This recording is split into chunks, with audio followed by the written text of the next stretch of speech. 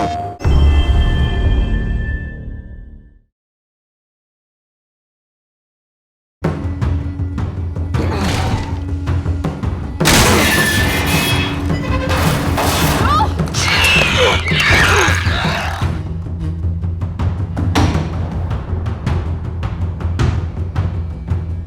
the game, you need to have enough action for a mastery of mechanics so you could connect with the characters. With the show, every action sequence, our approach was, how do we make it character-driven? Something needs to happen with the characters. It can't be purely about spectacle. We would appreciate the action moments more if they were each unique, separate and apart from each other, each one of them impacting the story directly in a very clear way.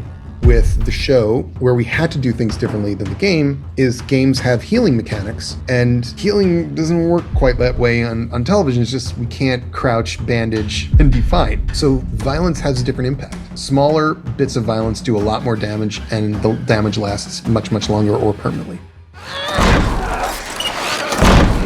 When we started working on the game, I remember we would have these conversations about what's the antagonist in the story? How do we differentiate ourselves from zombies? Because there have been a lot of zombie movies, a lot of zombie games. So we had so much concept art. Young Nam, one of our concept artists, eventually they took these like kind of fungal growths, these photographs of them, and this person that was kind of slumped against a wall and bashed them together. And I was like, oh, there's something there. It would grow into your brain and split your head open. That's eventually we got the look of the clicker. I believe the first introduction to a clicker is one that's right up in your face. We do that on purpose. It's a jump scare that works because we do everything we can. We want it to be as moody as possible. We've got the flashlight right up in its face when it attacks, and it feels violent. It feels frightening.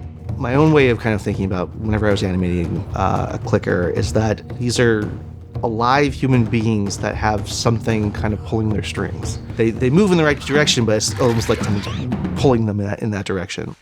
We tried to be true to the idea and the concept of the cordyceps, and we tried to make sense out of the evolution of each of the enemy classes that we have. And in fact, we started out with designing the clickers.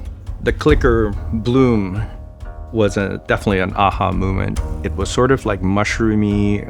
It would create volume into the space and look more like foliage. There is this freshness to watching the HBO show. We shared a lot of the concept art from the original game, and they actually used a lot of it very faithfully. The infected were needing to have an emotional impact. As the infection basically grew stronger, they lost their sight. Like gauge distance, this echolocation. We hired the actor Misty Lee. She did this back of the throat, kind of like dolphin sound. We stopped her and we were like, can you keep doing that? How long can you do that? Once Misty did her thing, then we had to figure out what we were going to do for a male clicker. And for whatever reason, I found out that I could do the same sound. I think I surprised myself. We treated these sounds like dialogue of a character. How do we get through those stages of, unaware to aware to searching to attacking, and then, of course, dying. For an action sequence, we would almost never put that in a cutscene in the game because it'd be like, oh, I want to play that. Those are the parts we want to give the control to the player and say, deal with the situation.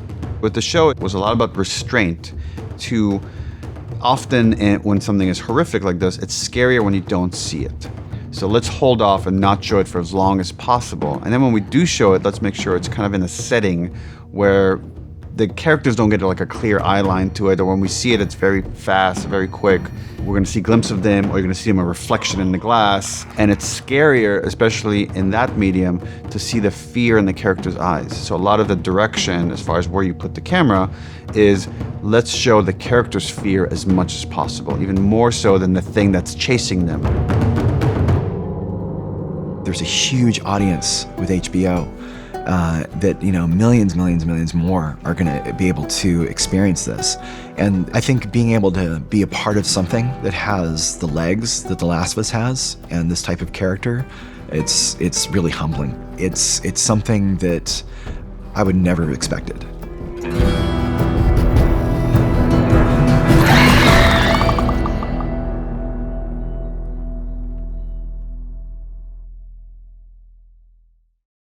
PlayStation